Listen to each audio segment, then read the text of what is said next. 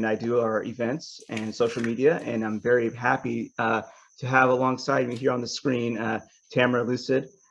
She's going to be speaking today or this evening about her book, see, Making the Ordinary Extraordinary, her life and times with Manil Hall in Occult LA. Tamra is the author, of course, of this book. She's produced award-winning documentaries, including Viva Cuba Libre, Rap is War, Edward James Olmos presents Exile Nation, The Plastic People, and The End of the Line, The Women of Standing Rock. She's a founding member of the experimental rock band Lucid Nation. We've had some pretty cool discussions off camera about music in general, and maybe that'll come out this evening as well. So without further ado, I'm going to just jump right into it. Tamra, a lot of people have come across the secret teaching of all ages and Manil Hall, but a lot of people haven't. He's kind of created like this entire cultural milieu that we're speaking from and speaking to. And do you want to kind of give people just a brief overview of the man and how you came to meet him? Okay. Manil Hall was born in 1901. Okay. He was raised by his grandmother, who taught him a lot about the occult, about spirituality. You know, he was reading Blavatsky when other kids were playing with baseball cards. And he absorbed this as a child. And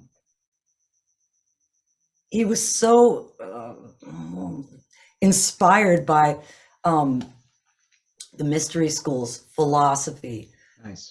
Buddhism, everything, anything occult, mystical, spiritual. He was just after it. So what he did was he took as much of the information that he could attain at that time, about 1920, to about 28. And he basically made an encyclopedia of occult knowledge. This is how the secret teachings of all ages should be used. It's an encyclopedia. It actually says that in the title. There's the clue. But it was things that were very difficult to get to. Shuffling your way through the basic commonplace philosophy, mythologies, the spiritual teachings of other cultures was really difficult to obtain back in the day when he was growing up.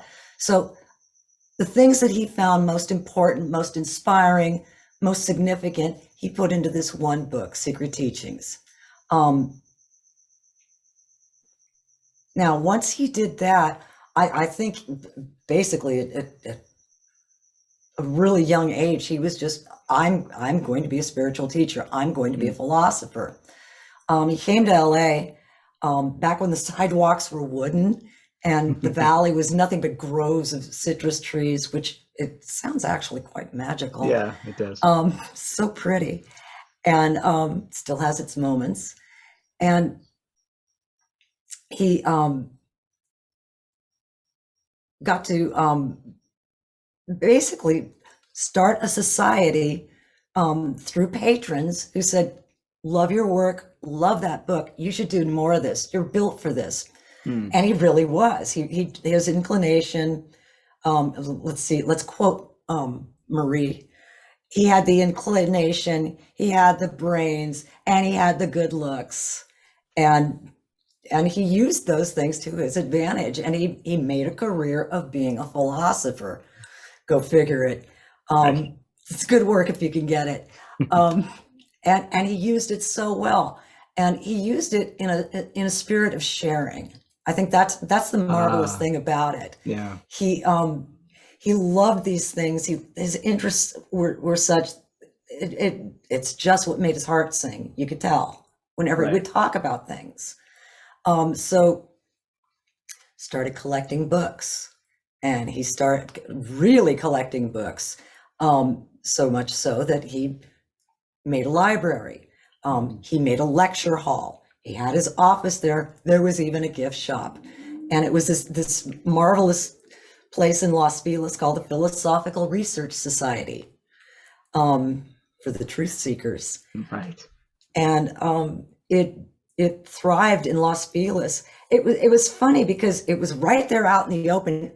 So many people, when I first started going there, would say, always saw that place, always drove by, never went in. And it was open to the public. And he gave lectures there for about 70 years, I don't know, 60 years, every Sunday at 11 a.m. sharp, 11 a.m. And he'd do a 90-minute lecture. And that was, I think, really, that was his joy. Besides antiquarian books, of course. I mean, I have never seen anyone treat a book so beautifully. And as the if way it was, he held it, and just the way everything about it. Okay. Just holding a book. And of course, when he held a book, it was like that. He was 80 after all.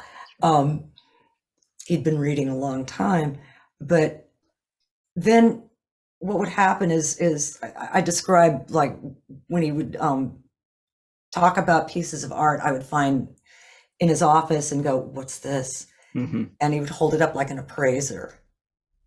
And then he'd love to tell you the story of what it represents, when it came to be, who's using it now to represent what, how it transformed during time, and how it was interpreted, how it was misinterpreted, how it was reinterpreted. It's just an amazing depth and breadth of knowledge. And like I said, he loved to share that. And that's what he did almost every day of his life in that office. Was he would counsel people, he would write pamphlets, never wrote a single note for a lecture, as far as I know. It was simply, I sit in my chair and I give a talk about something I know about. And he did that, I think, up until his death. It was amazing, amazing human being. Right. And he just seemed to have this ability that a lot of scholars who tried to debunk his worth didn't understand the scope of the man's mind, I think. They didn't understand his ability to reach far beyond just ticker tape mentality, where it was just also, like a string going down. Also context. As I said, the Encyclopedia of Hermetic Knowledge, whatever, secret teachings, was what he was able to get at the time. And we have to understand that the information he was getting, some of those sources weren't good. You can't, that was the information he had up until that point. Things have been improved upon, but this is more the fault of the people he's quoting. It's not his fault, right? Yeah. Which is such a shallow interpretation, and why are you going after him? Right. Yeah.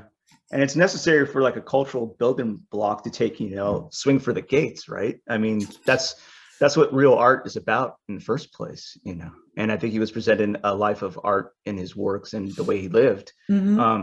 So one of the stories I guess we could get into is, you wrote this book not expecting to have it published. You never took any classes on writing, but there's a certain clarity that's in there that's really kind of biting and precise. I really dug, going through the chapters, and they're so short little snippets. It's a beautiful memoir. Do you want to tell people about like how the book began, like its genesis and how it came into this dimension? Well,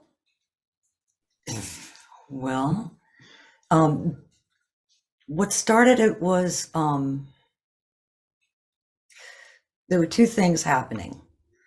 One, I was writing with Ronnie for a man named Morris Hussein. We were doing screenwriting, and Mr. Hussein is just a fantastic director. He was the original director of the Doctor Who series, and cool. it's sort of a Manly Hall in and of himself, in his own specialty. And working with him just absolutely put my writing skills. I've never went to college, so no, there is no writing skills aside from doing a lot of writing. So Right. there was that. So my skills were very high. At the same time, unfortunately, our dear friend Arthur Johnson, who I write about in the book, he played with Tim Buckley, played with Streisand, played with Lena Horne, who was I think his favorite. And I think Arthur was hers too. Nice. Yeah, great stories. He was going through his transition. So he was calling Ronnie and I up saying, all right, kids, you got to listen to your Uncle Norm here. Don't make the same mistake I did. Don't sit there and write and never do anything with it. And Tamra, by the way, you had a really special relationship with the old man. You should write about it. Nobody has the same perspective that you had with him. And you really should write about it. Nice. Now, when someone in that position takes that tone with you, you tend to listen. And then there was COVID. And Arthur had passed away, and we had our writing skills up. And I said, maybe I should do this for real. So I did. Now, in the process of writing the book, what happened was Arthur had passed. I just finished the book, and I was about to hand it over to him for his birthday. And then I got word that he passed. And that's rough. I knew, well, but it sure gave us a sense of direction, don't you think? Oh, absolutely. I got to do the book now. I've got to do it. So then I turned around and went, all right, I'll write it correctly then. I'll make it a good book. I'd put all kinds of jokes in there for Arthur, this and that. He taught me how to be a musician in a lot of ways. Not as skilled technically, of course, and maybe not as tasteful. However, he encouraged me to be a musician, and I always appreciate that. So I wrote the book. Now, I had a lot of writer friends, a lot of women, and I decided maybe I'll share it with them, just for laughs and see what they think. And unfortunately for me, they got very serious about it and said, no. You've got to write this book. I was like, they were taking over for Arthur. And I was like, well, I don't know what I'm supposed to do with it. Just write it. We'll walk you through it. And they did. They literally just said, no, you're going to write this correctly. It was like having a room full of mothers going, no, this is good. You've got to do this. All right. So I wrote the book. I still didn't know what I was going to do with it. And I happened to have a conversation with Normandy Ellis. And she's probably in your bookstore, Awakening Osiris. It's a famous book by her. And she said, I had a dream about Manly Hall just the other night. I'm going to get you in touch with this man over here. And I want to see what he says about your book. Do you mind? No. And he was from Inner Traditions, and I'm the acquisitions guy. And I love your book, and we want to buy it. And how's that sound? You want to let us publish your book? Well, Arthur? Yeah, sure. Why not? And that's how it happened. So it was completely by accident, and it was not planned. By accident, by synchronicity, by serendipity. Happy accidents all over the place. Yeah. And so, like, in the book itself, you go into like a lot about you know, Manly's teachings and how he influenced you and stuff. And what's the Apollonius synchronicity? Apollonius. Apollonius, I'm sorry. Don't start with me. Yeah, I know. I hear the sound. I'm like, wait a second, that's sound right in my head. Apollonius. The Apollonius synchronicity was Ronnie and I had been reading about Apollonius, and this, as the story goes, and he was like a contemporary of Jesus, and a lot of people thought he was very much the same thing. He was a healer, he was a Pythagorean, but the one story was there was a riot. All hell's breaking loose. It's crazy. Mm-hmm. And he stood in the middle of the riot, and he simply stood still, and he was still. And as he stood there, the riot stopped. Now, we were both a little bit cynical, and we were like, nah, this is leg pulling time. That doesn't happen. You know, in the face of violence, especially when there's a group of people or even one person can create this chaos, that is not possible. That just quietly, passively ignoring the chaos would quell it.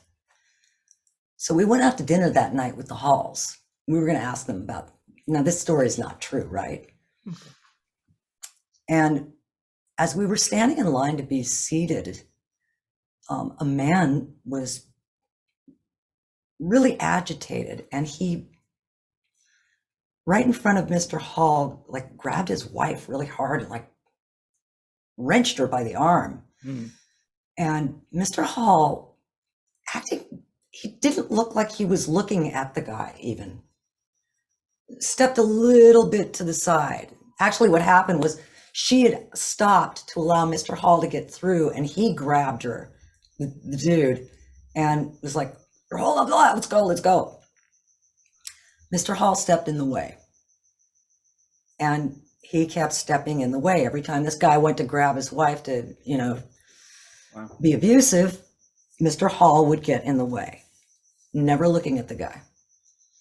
And I was just mortified because I had had a violent brother and dad, so male figures frighten me, especially when they get anxious like that.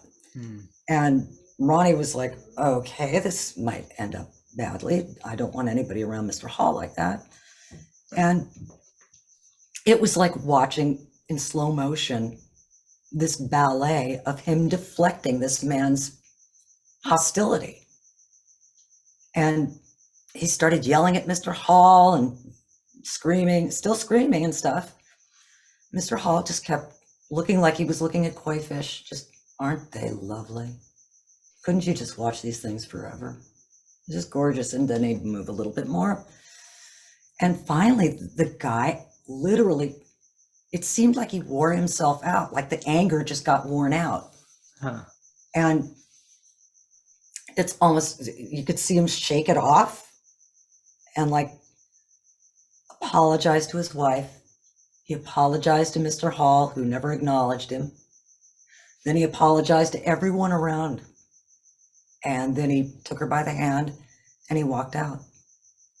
So we felt a little bit sheepish about asking the question about Apollonius quelling a riot, because we saw a tiny example of what that story symbolized, how calm can thwart violence, the power of passivity. Right. And it seems as though people, you know, talk about kind of enlightened beings, or, you know, people fairly up on the on the spiritual food chain being able to do things like this, but have a question like, you know, something just raised, didn't pass my bullshit meter. I'm going to see if this is actually happening. And then the guy actually performs it right in front of you. But he was a master at that. The synchronicities that happened around him, that happened every day. Now,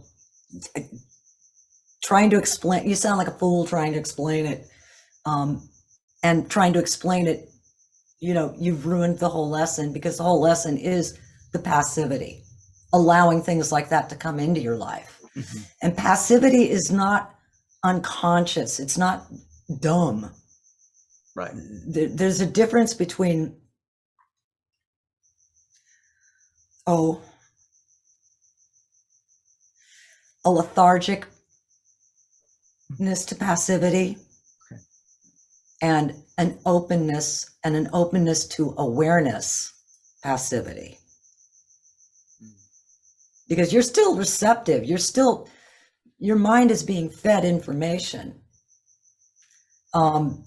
Your ability to objectively allow that information to go through and not act upon it, not be in reaction. Gotcha. So you can see that, in fact, Mr. Hall was being very intrusive, wasn't he? Right. Yeah. I mean, it's funny to me that if you look at the state of the world we're in, like right now, what people are talking about on the news, the European continent possibly going into war. I was telling you right before we had the camera on that I had 2 Black Hawks flying over my house, rumbling in my roof, and then 2 fighter jets after them. And so that was kind of a little bit like, oh, wow, it's a little bit more than just what's my phone saying or various messages. But it kind of tells me that something about the way that Mr. Hall approached life and embodied his teachings has a lot of potential for where we're at right now in the world. And, him teaching you how to make the ordinary extraordinary. Do you want to go maybe a little bit into that? I mean, it seems like that might be a big deal. Well, those are 2 questions. Yeah.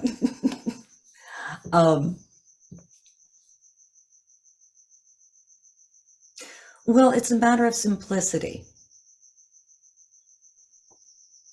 Mr. Hall taught that the simplicity of self-awareness, the simplicity of consciousness,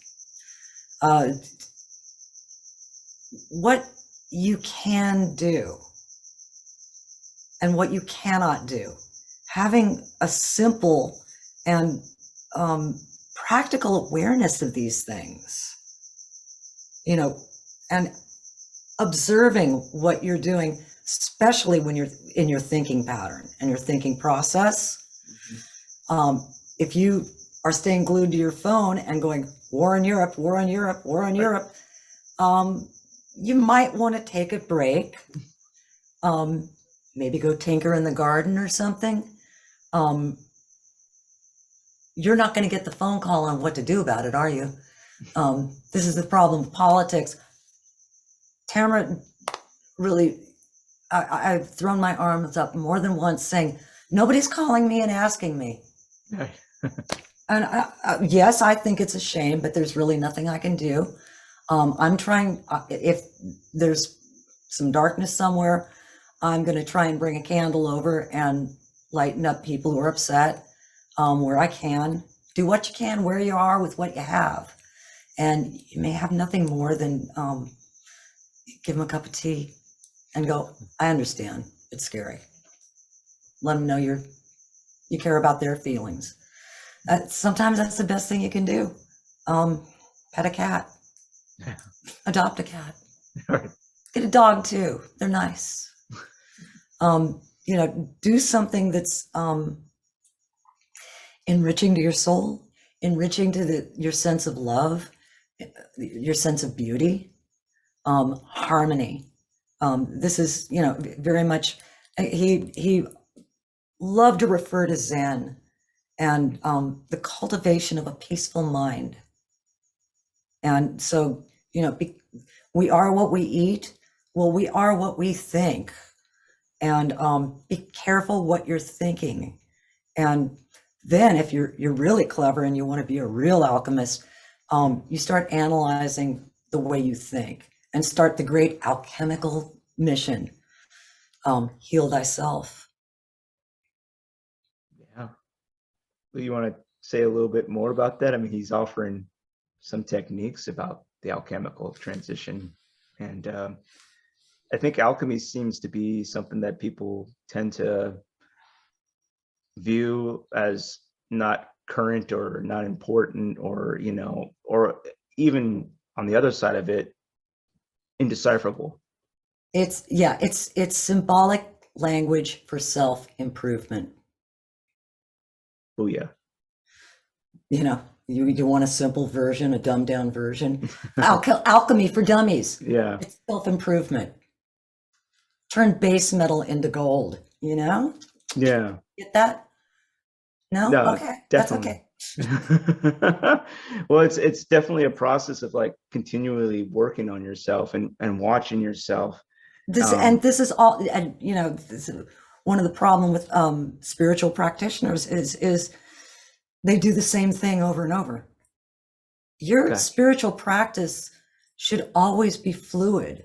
It should always be evolving. It doesn't stay exactly. Some people like the ritual, I get that.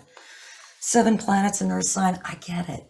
We like our rituals, we like our habits, but especially our spirituality, our sense of consciousness. They always say, expand your consciousness.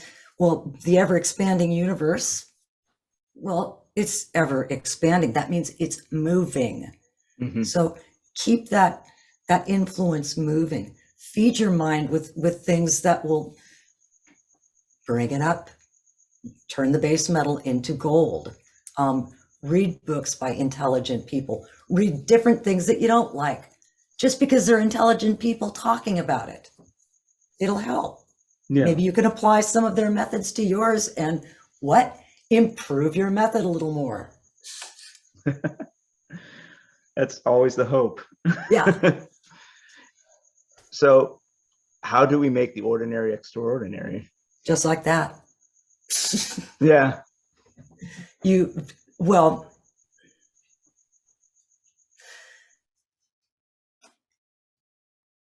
have the humility of going, I'm just an ordinary person.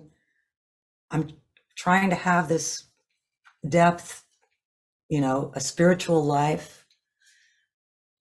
So making the ordinary extraordinary. How do you do that? Self-improvement. Mm-hmm. Like I said, cultivate a calm mind, cultivate a beautiful heart.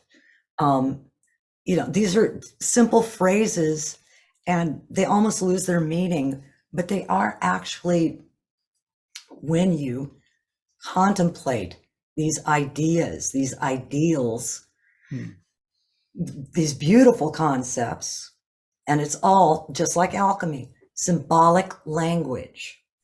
That's the other thing. Secret Teachings is filled with the symbolic language of spiritual growth. So, don't be so, I think maybe a way of appreciating it more is, look at the extraordinary measures that these people had to do to talk about an ordinary thing of the natural spiritual growth of the human. We all have this inclination, most of us, I'm using blanket terms here. Yeah, well, eventually they get it. Yeah. This is a school. We are here to learn. So learn well. Be a good student. It's always fun to be a student.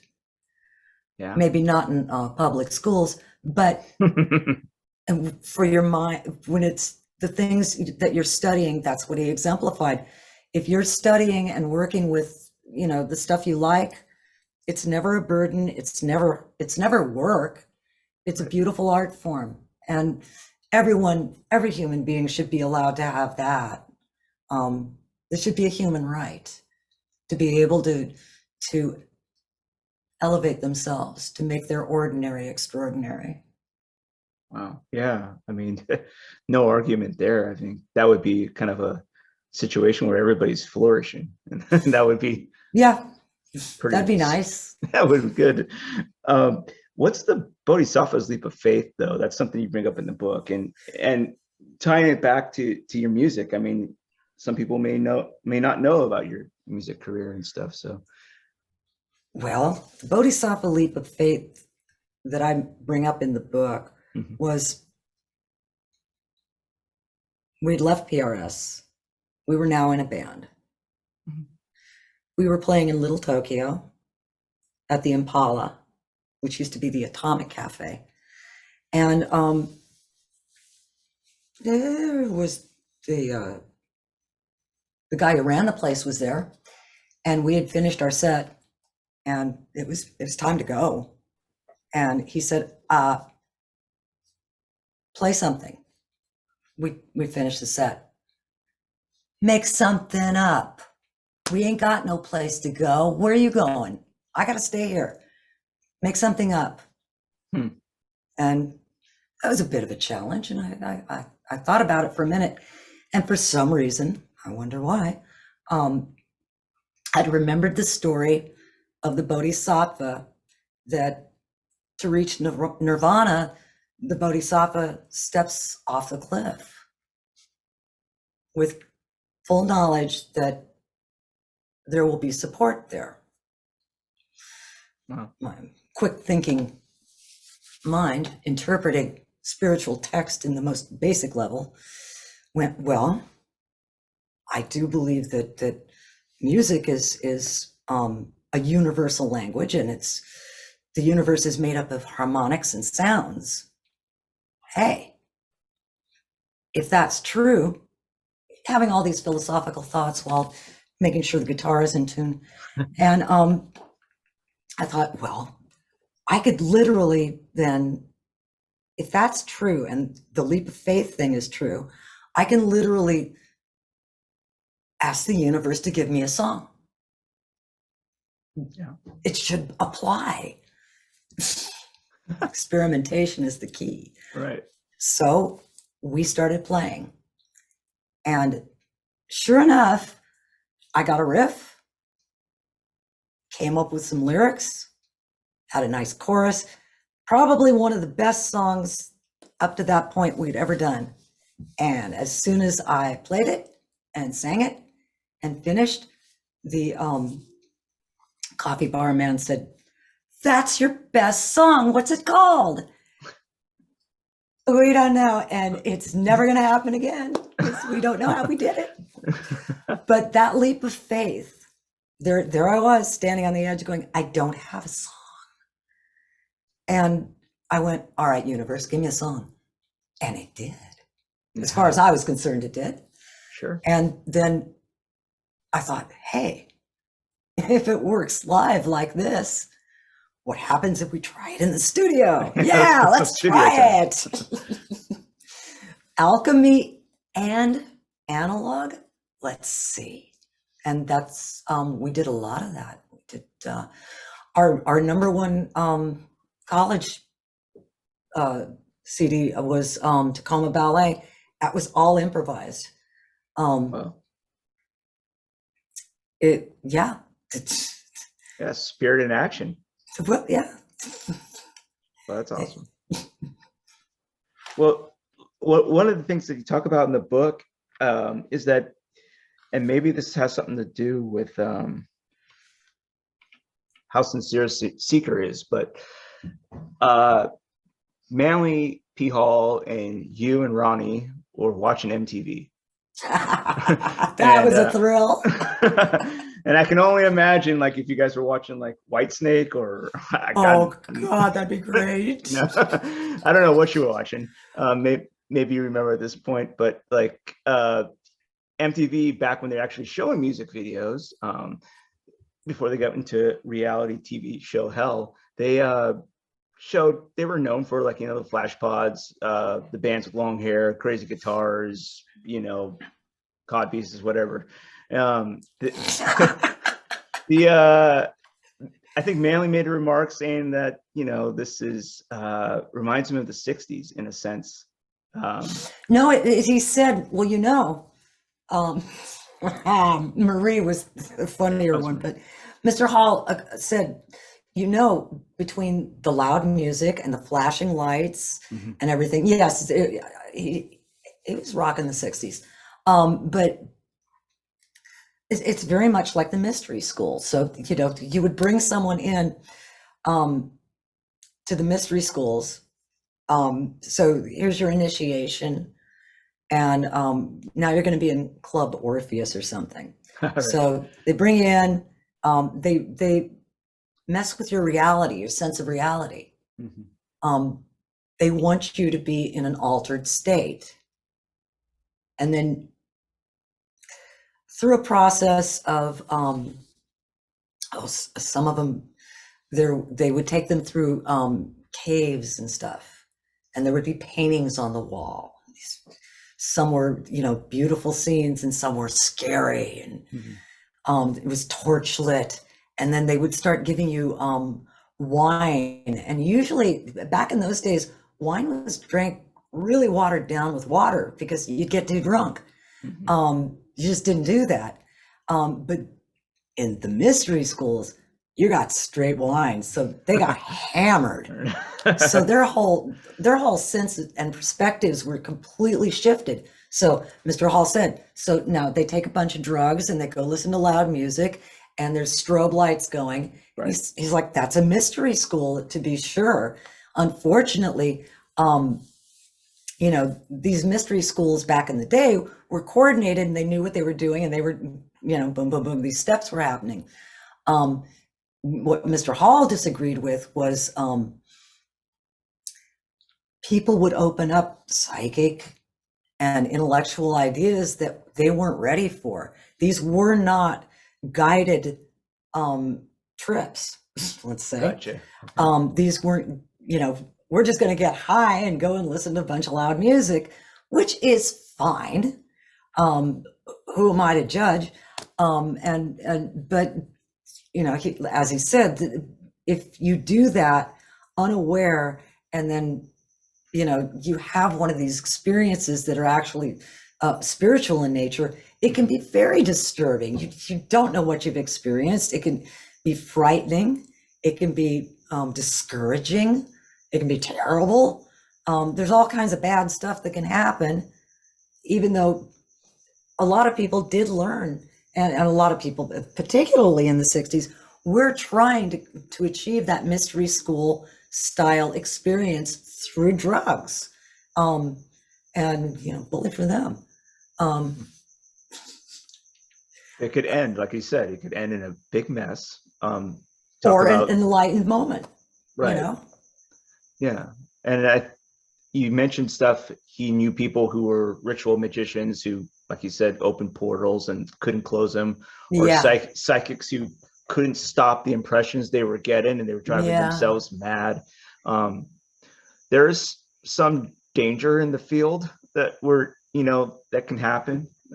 People aren't really, I don't know. Well, I mean, did he have any clue or ever give you some sort of indication of what he thought was a way to really guard yourself against the potential madness that could come with spiritual awakening?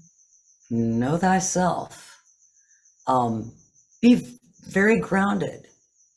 To be grounded and to have that good, basic, simple, healthy approach to life.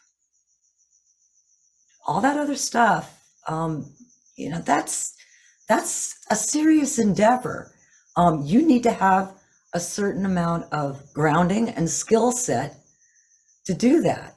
And to make sure that your boundaries are appropriate. You don't go work with people who, let's see. Well, you're not going to say, I'm going to go educate somebody and not know the thing you're going to educate them with. You can't just do it on, I have good intentions. Ooh, that can be very bad. You want to be skilled on your subject. Know your subject. Fortunately for you, your subject is you. So know your subject well. If you're a grounded human being with a lot of practical information, you don't get swayed by what some might call a psychic experience, which is really just bad plumbing. That's your pipes when they're cold and they're heating up because of the hot water somebody's using on the second floor. That's not a ghost. Yeah. And what are you going to do if you see one? I'm always disappointed in the ghost hunter things because they're always so scared. It's like, I thought you were hunting them. Why are you afraid? You found one, you should be excited. Why don't you talk to them? You know, come on. Oh, and when they do, are you there? Knock, knock. I'm sorry. It's just, you know. You're right. Yeah, chasing them down. And did you hear that? Did you hear that? You know, everyone's freaking out. I prefer when they do get something, even if it is a pipe cracking, you know, they all scream and run out the room. It's like, well, maybe you should have had a brighter flashlight with you. I don't know. Yeah, take the night vision goggles off. You'll be okay. Yeah, maybe those aren't healthy. In other words, back to the practical. Why are you here? Don't run away. Yeah. Well, yeah. I mean, that know thyself as kind of a protective talisman, but I think also he had a couple techniques that he felt like. I know that you and Ronnie had been talking or doing meditation. You're having difficulty doing like the 15 minutes twice a day sort of routine, and you know, Mr. Hall had indicated there are other methods, there are other ways, and he talked to you about a couple. The walking meditation, yeah, that was his life. Was that? Okay. His life was a constant meditation. That was the synchronicity. That was the ability to have the Apollonius moment. That was the ability to say, young man, you're going to do this alchemy biblio. I don't care how ignorant you think you are. I think you're fine. It's just, if what you're doing is the correct thing, if there is a harmony that your life has, even, you know, everyone has moments of chaos.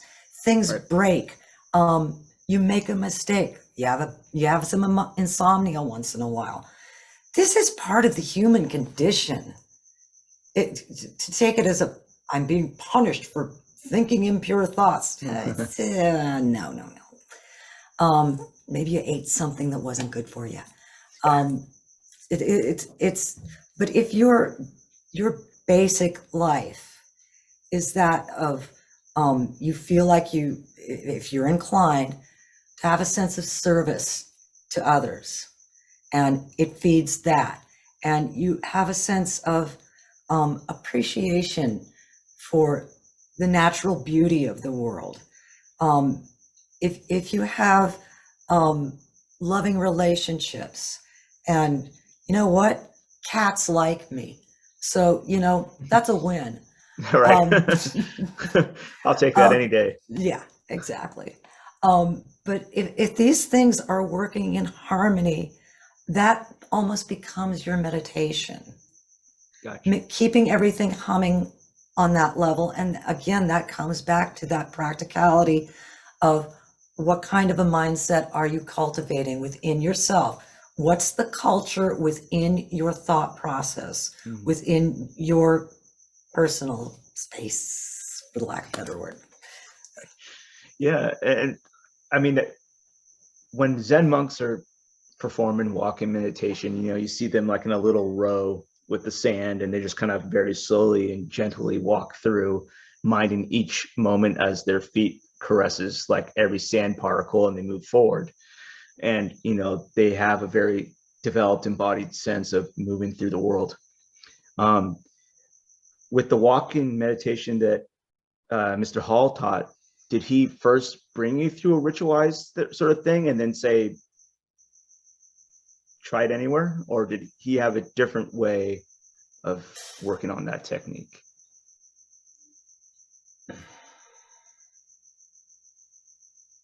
It's funny because that question splits into two answers. Lay it on me. Well, the answer I got to that question is Mr. Hall, whenever he taught anything, it was conversational, it was gentle, it was not pointed, you need to do this. Okay. Never like that. That was not his style. That was part of his walking meditation. I can suggest something that applies to what you're talking about. And if you want to jump on that, go to town. If not, that's okay too. But never a direct, you do this, you should do this. I would suggest you do this. Right. Your life is not a program in a DVD or something. Yeah. Now, when you brought up the monks, that every step is a perfectly thought moment. First of all, I thought, boy, that's retentive. And then the next thing I thought was, that's more like, those kind of skills are more martial arts skills. Now, martial arts skills eventually teach you mind over matter. That is what Iron Body is. Iron Body is mind over matter. Using your will to tell your mind, you need to do this, no matter what you think. Now, you've got to get out of the way. I need to do this. So you've got, one is walking meditation, the other is martial arts. Gotcha. That's a pretty clear cut on it. Sorry. Yeah, no, thank you. And then one of the other techniques he talks about, though, is, Pythagoras and the recollection. I mean, that's seems like it's a pretty important one.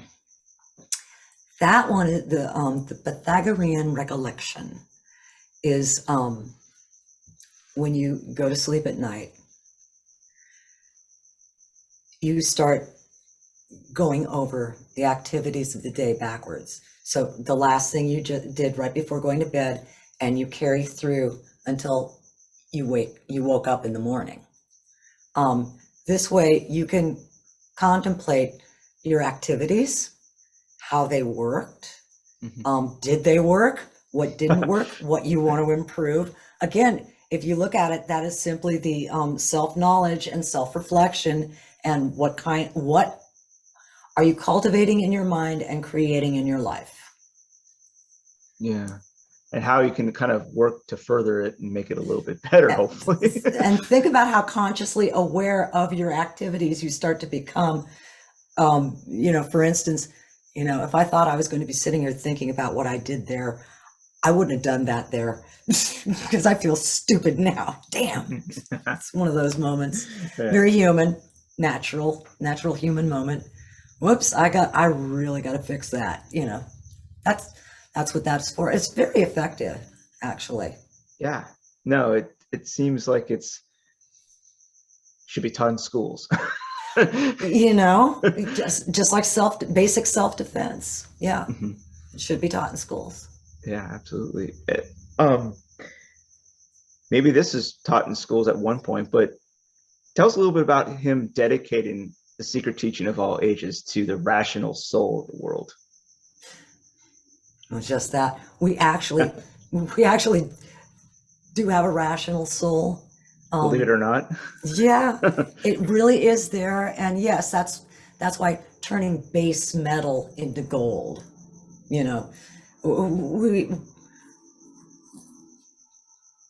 we're humans and we're little animals on a rock hurling through space.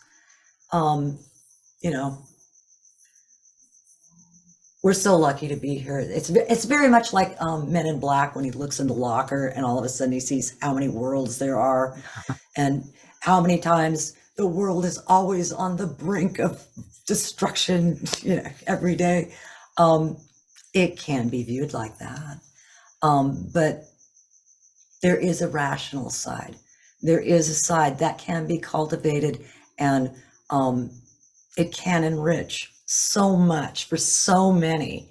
And it is simple, basic natural laws that humans have come up with over time and experience, much like Mr. Hall.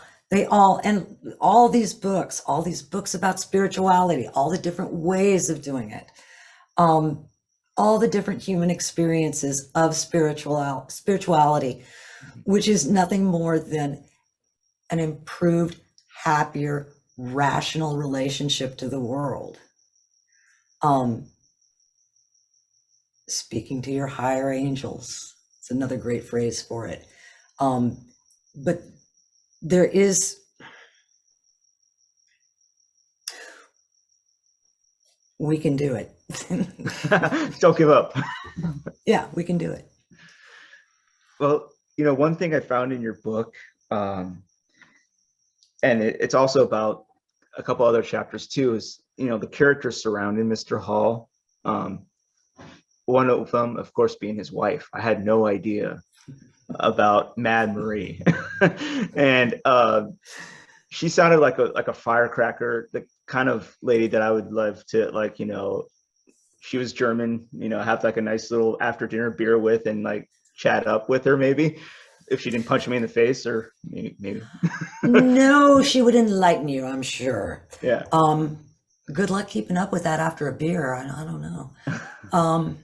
Mr. Hall might like one. Mild libation might be fun. I doubt she would have that. No, she was something special. Yeah. She, again, speaking of symbolic language, she had sort of her spiritual relationship to the world, and her idea of a spiritual mission was very different than her husband's. And she was very excited to explain it to anybody. And she did. She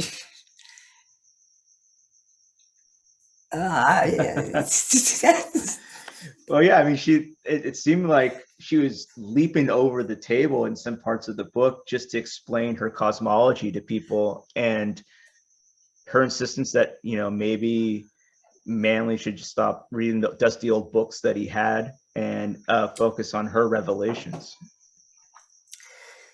Listen, to quote Marie, "Oh, Papa, you read these dusty old books with these dusty old ideas by these dusty old men. Nobody needs that." Now, her accent was sublime. But she had a theory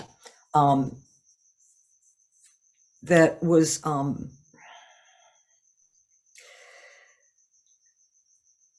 you could almost say it was based on geometry. She had literally these giant mandalas of consciousness. She would lay these out, and there was a depth to them, as she'd explain them. She had a diagram of consciousness. She mapped it out. Yeah, she did the math, and there it is. You're welcome. Right. And you were sitting there going, I think this stuff is really brilliant. I can barely keep up with her, and sometimes it gives me a headache. And then she'd go, "Oh, nonsense. You get it down to your DNA. You don't know it, but you got it already. You want a dessert." It was like, okay. Yes. Can we talk about the china in the cabinet for a while? Because, Mr. Hall, yes, let's talk about the china in the cabinet. It's pretty, isn't it? Yes. Yes. Math makes my head hurt. Right. And I'm trying to keep up with that thick accent describing consciousness to me. It's a lot. There's a lot to take in. But she had an incredible mind. Mr. Hall once said, we asked him off to the side without her there, what did he really think of her teachings? And he said, I think she is very much in the school of a Jacob Boehme. This is a Christian mystic. She was about the Christ consciousness and the redemption and Oh my goodness, she was something, and her theories were even something more. Yeah, I mean, I was pretty blown away by the space mother idea and how it ties into human condition amnesia, you know. Maybe, I mean, Yeah, that's the pretty space wild. mother was so loving that she allowed all the other gods to forget that she existed so that they could have enlightenment.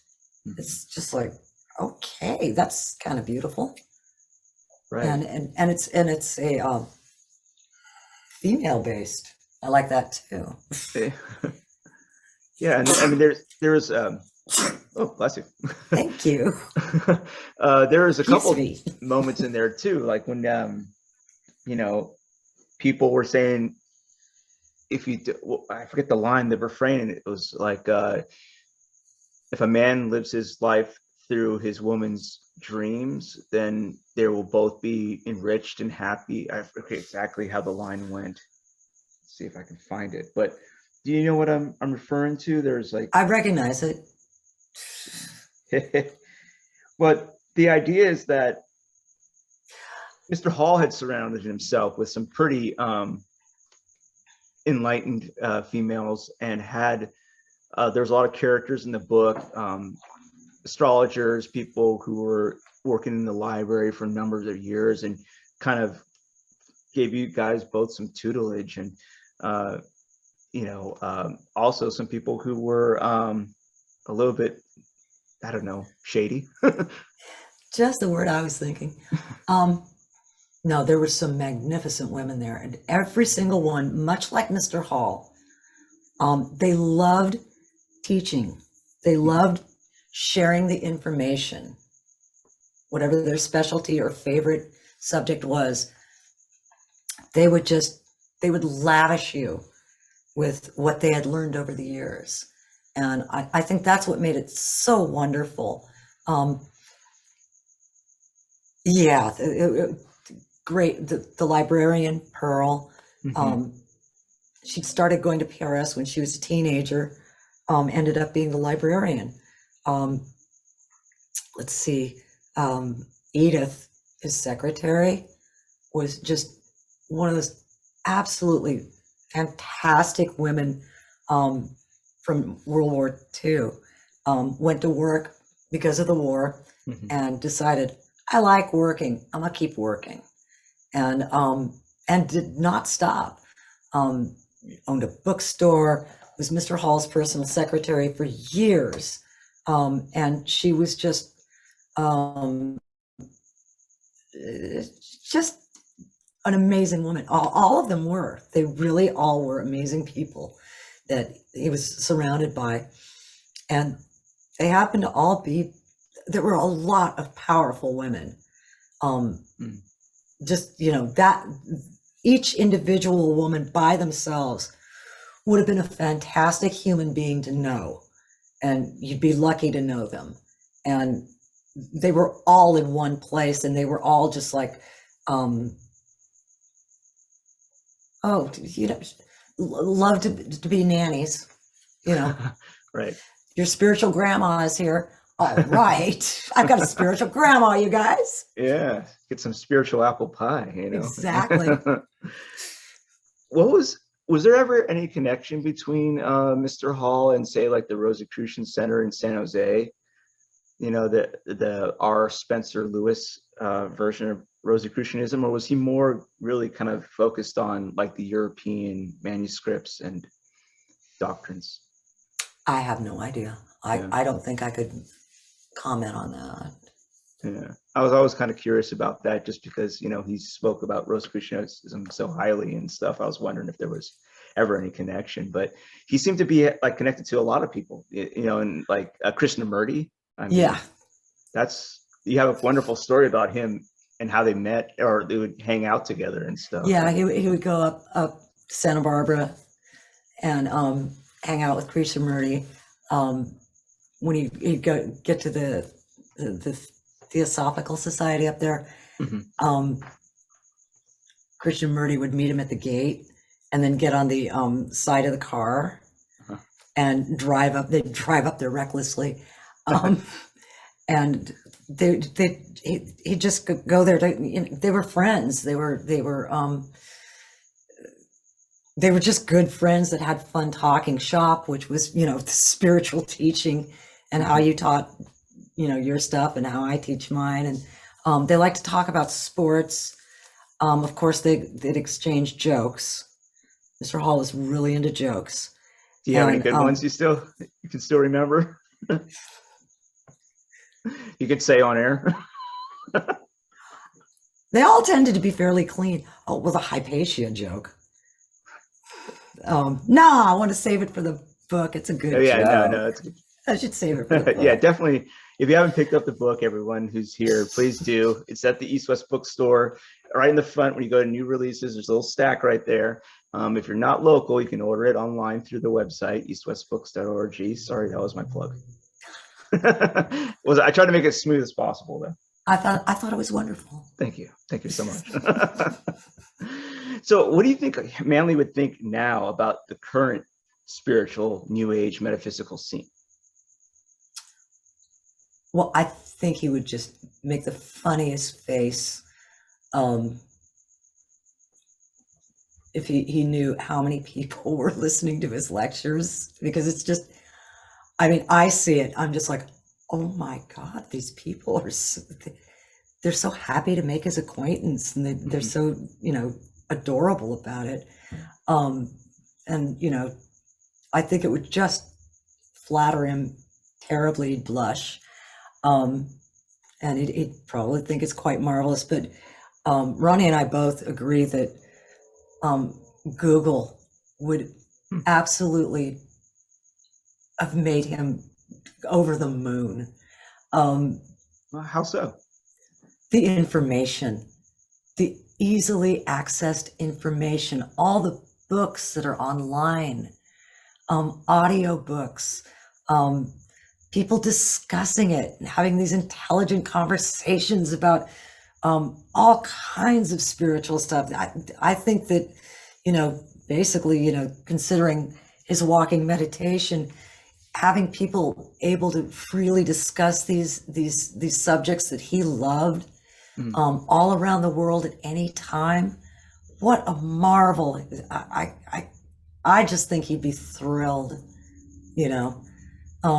misinformation. There's always misinformation. Nice. It's always been there.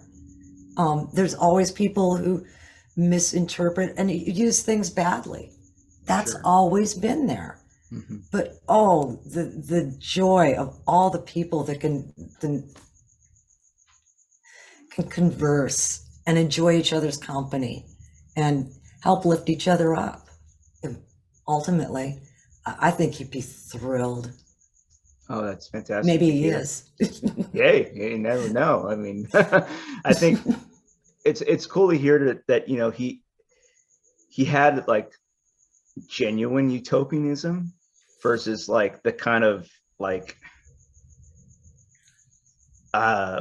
Mytopianism. Hytopianism. Yeah, exactly. He would have been stoked on the potential of something like the internet, like this conversation we're having right now with people that I don't know personally who are listening in. I've never got to meet you in real life, but here we are right now discussing a man, his ideas and his ideals. And that's phenomenal when you think about the fact that it's translated through, paper and ink all the way till this, March 3rd, 2022. How could we have come in contact, if, paper was difficult to get and we were kept illiterate. Sure. So, look at what people are, what's available to people now, and how easily. That's a joy. That's a privilege. It's wonderful. Absolutely. Well, and people can still hear Mr. Hall give his lectures, which I just think is wonderful. You can go on that channel that has all the videos on it that everyone goes to, and just type in his name and you'll see like thousands and thousands of views of like a talk on right thinking. or Mhm. something like that, Mhm. or something about the Sphinx, or Or and just Rosicrucianism. or Rosicrucianism. Yeah, absolutely. Yeah, anything, and astrology. It's great. So it's cool to be able to have his voice and kind of imagine what his mannerisms may have been like if you were in actual like physical space with him. It's pretty sweet to Very see that. gentle. Very Yeah, gentle. awesome. Well, I want to open it up for questions. If people want to use the hand function here, I can let you unmute, or you can type something into the chat. That would help out. I can read them back to Tamra. Let's see here. Open that up. Otherwise, and if you don't know where the hand raising function is, if you roll your screen down or your cursor down on the bottom of the screen, a little box will open up. Oh, thank you, Rachel.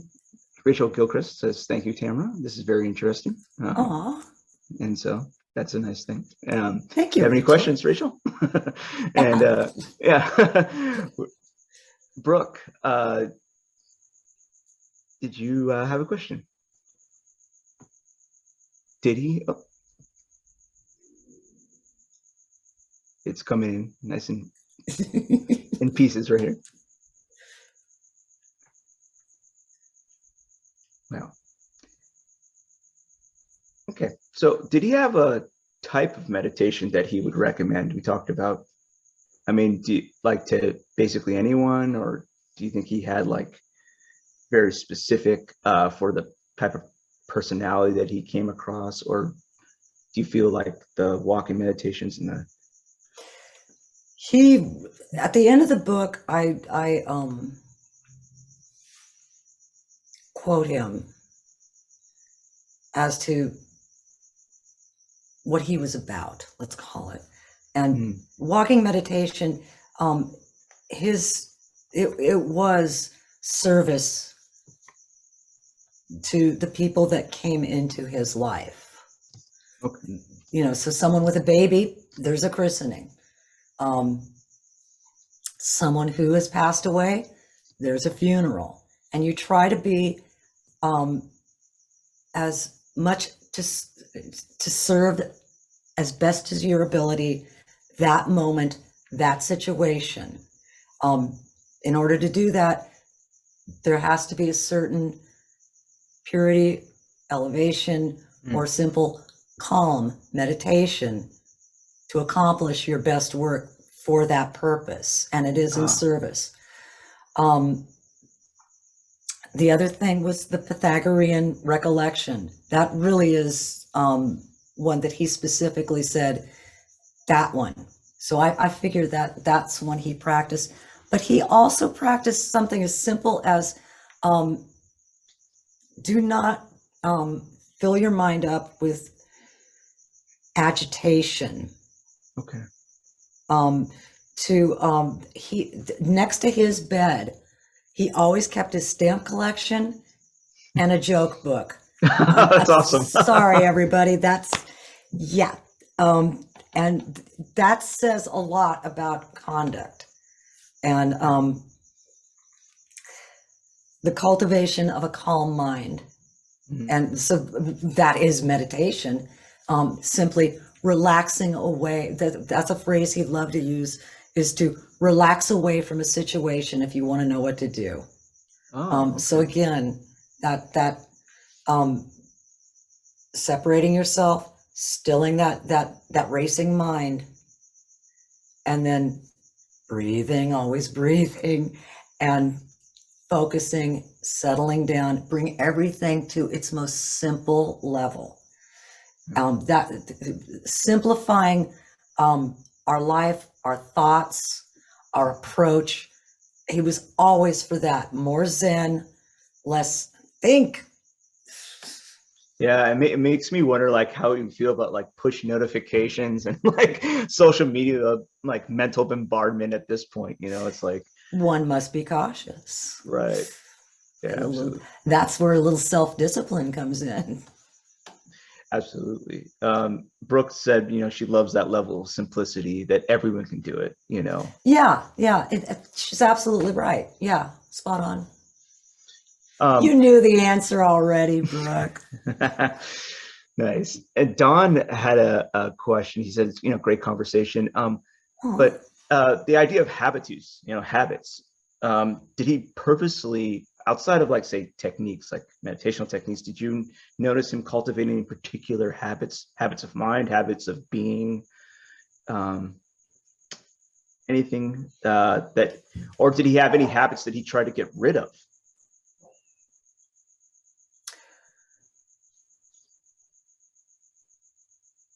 well, one of his habits was when people would get, very mental and what about this? And is this discipline necessary? And should I just, he would divert it to a joke or a simple, common, hey, you see, well, let's see, is it making you more anxious? Well, maybe you should step back away. Again, that stepping back, relaxing away from that situation. That, like I said, that was a phrase he used all the time. Relax away from the situation. So that was a habitual thing. I could say that was habitual. Okay. Collecting books was one of his habits. Certainly. Oh, he had it bad.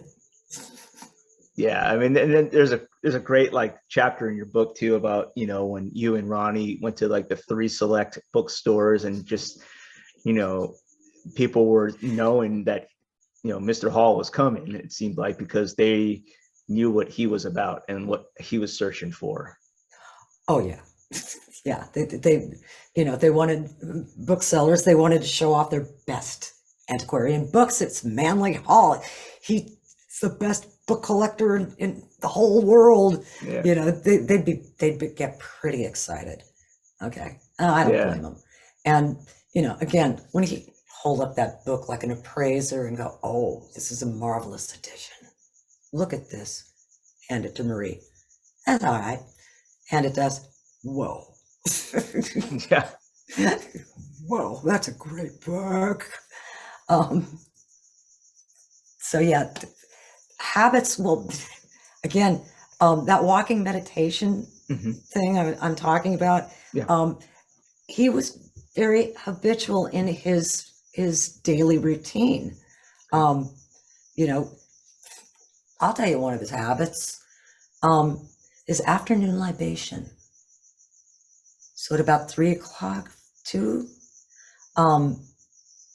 Edith would make him a cup of coffee, and then he'd get a cookie. Sometimes if he was okay,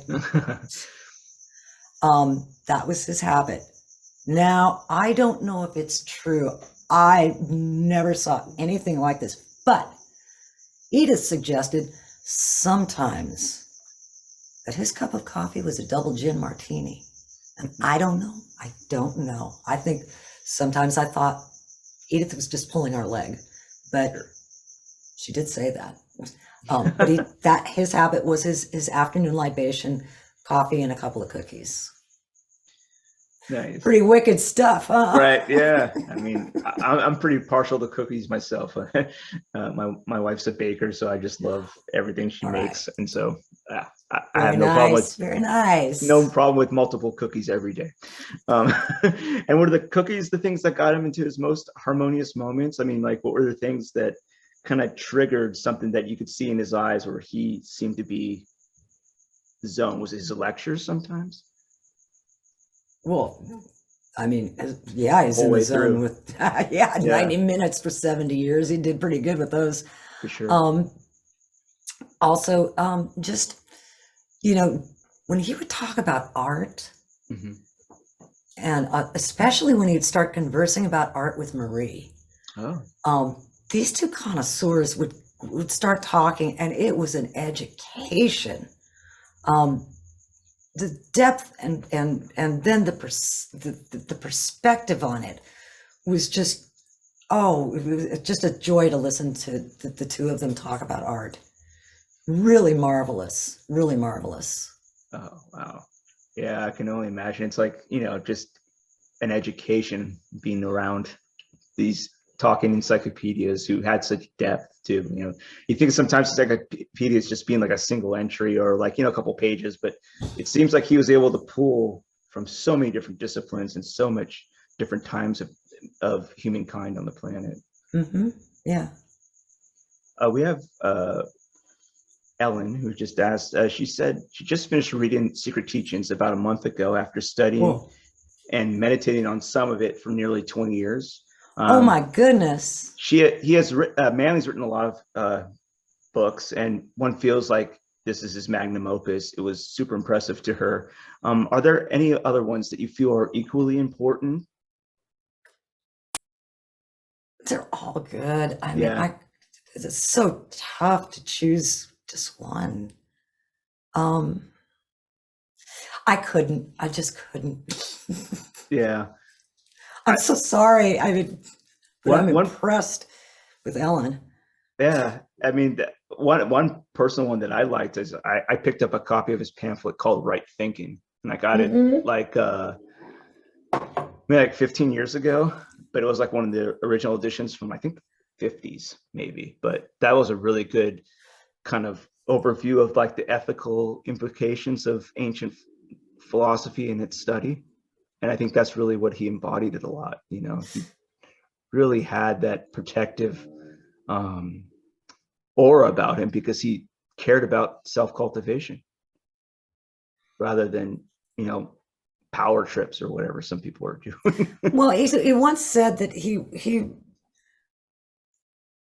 really wished he had laid a little bit back more on the occult stuff because the more important thing is the self-help stuff.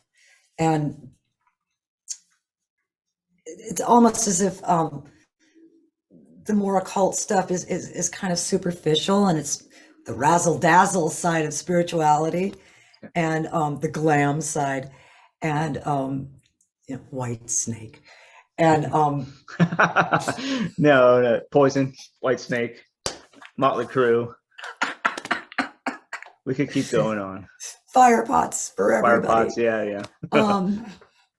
But yeah. We're going to start talking about LA hair metal bands pretty soon. So we'll digress. Like we talked about this before we went on. You want to watch a massive digression? Let's just talk music and we'll go there. People talk about the importance of human spiritual evolution. This is the second part of her question. And also be in touch with the wisdom of the heart. Do you think he would have talked about this balance, and what may he have, suggested for people to get this balance? Yeah, that's what he was all about. Yeah. And I mean, do you think he himself felt that the heart opening was preliminary, or the mind opening was preliminary? I mean, we talked about the dedication of the book to the rational soul, and when people think of rational soul, they're thinking about the nous. What? The nous, nous thumos, and the Platonic tripartite self. Sorry, I digress. All right.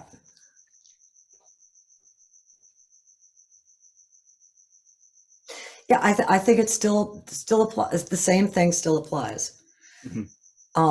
Stilling that irrational, overthinking mind. This naturally, as the mind is stilled, the heart is allowed to open. In other words, once you get the driver calm enough to actually drive correctly, the vehicle drives correctly. All other things fall into place. So opening the heart center will, first of all, it will be a more refined opening. It will have, through the cultivated mind, this cultivates the heart, this cultivates the proper reception of information. Gotcha. Does that help? Yeah, I think that's I mean, it's kind of difficult because some things are going to be working in tandem almost. It doesn't seem like it's ever one or the other specifically so much. I guess you can maybe get caught up on focus or something, but I think that's the thing. If he were to, speaking for Mr. Hall is really right. not what I like to do. Yeah, sure. But if I would condense the meditation, the practice that he would tell you to do, I would definitely say it is first, still your mind, because that's what's running everything. Mm-hmm. When you have gotten that in place, all the other things that you need to learn to do, to cultivate, you will naturally find those things. The world will teach you what you need to know, but you have to have your mind still enough so that you can rationally take in the proper information and apply it in a rational way. Gotcha. Or else You can screw things up. Right. You know? Universe has got plenty of time. It'll be fun. Yeah. I mean, one thing I actually forgot to ask you, and there's a question too about it. His thoughts on channeling. He didn't seem to be totally stoked, but you had some experiences. And, yes. That he seemed to be maybe okay with. Yeah, he was friends with Hewlin Casey, and he seemed to think Edgar Casey was fine. And he didn't really, well, he did say that channeling, things like that, psychic stuff, not so good for the channel, not so good for the person receiving the information. It's kind of iffy. And really one of the things is there's so much room for fraud. Oh, yeah. And that's the thing. And that stuff's so notorious, taking advantage of people in grief or people who are weak and upset. So there's a lot of shenanigans going on there that are just unhealthy, unseemly, and just downright unscrupulous. Mm-hmm. So he tended to guide people away from that just for their own safety. Unfortunately, right in the middle of PRS, we happened to meet a trans channel, and the quality of the stuff was really good. And I ended up having a 10-year relationship there. And the story laid out in the book is pretty shocking. It sounds like. Yeah. Actually, Ronnie and I will be working on a book with the man mentioned in the book, Stephen, and about that subject, because maybe it's time to talk about that too. Hey, bring it on. Bring it on, East West Books, if you don't mind. Bring it. We'll try to get it on the air here. Did he have any recommended musicians, musical styles? What was he really into? Because we talk about art, we didn't get to talk too much about, you walking around his office and picking out little statuettes and being like, what's this, and getting your education from him that way, which is really like a touching part of the story. Oh, he was just indulged me like a grandkid. It was just ridiculous. He had this gigantic altar, and it was Japanese altar. It was gorgeous. Oh my God, it was gorgeous. Taller than me, and just so intricate with so many beautiful little pieces of art.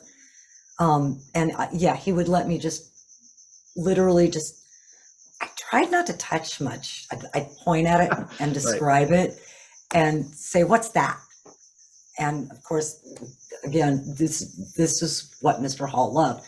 Why that is, and there would be the story and then the spiritual significance. And it reminds me of a story that I once heard, or I got this, where did you get it? Oh, I got this on a trip to, it was wonderful. He'd have his libation, and that's what I would do during the libation while he had his cookie and his coffee. It was just, great, great fun. That's awesome. And but did you ever, did he keep old records in his office or anything? Did he have a record player? Did he listen to the radio? Did he I don't recall. Did he like jazz?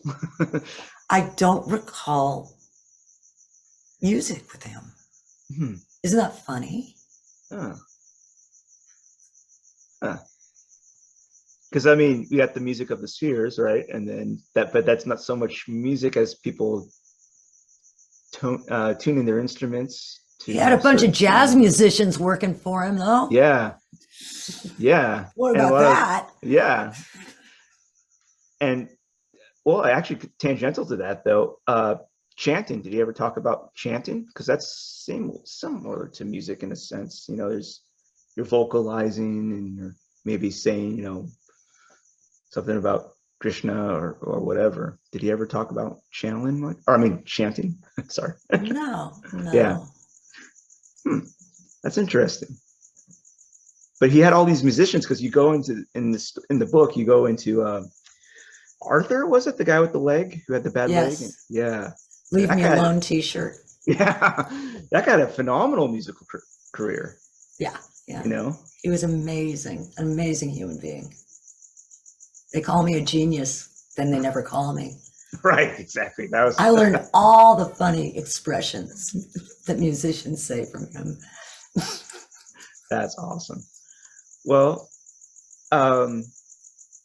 thanks for tonight, Tamra. It was a wonderful discussion. I dropped the link for your book, Making the Ordinary Extraordinary, My 7 Years in Occult Los Angeles, into the chat, and people, please pick it up if you haven't. I had a great time talking with you, getting to meet you, and I think everyone did as well.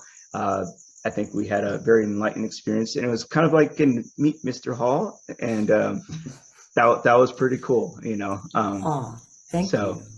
Thank you so much, Tamra, and thank you, everyone. eastwestbooks.org. You can check out our upcoming events. We have a lot of stuff on meditation and Qigong this month, so if you want to be able to kind of cultivate your energy and work on everybody. Now, before we go to bed tonight, remember Pythagorean recollection. Absolutely. Do your work.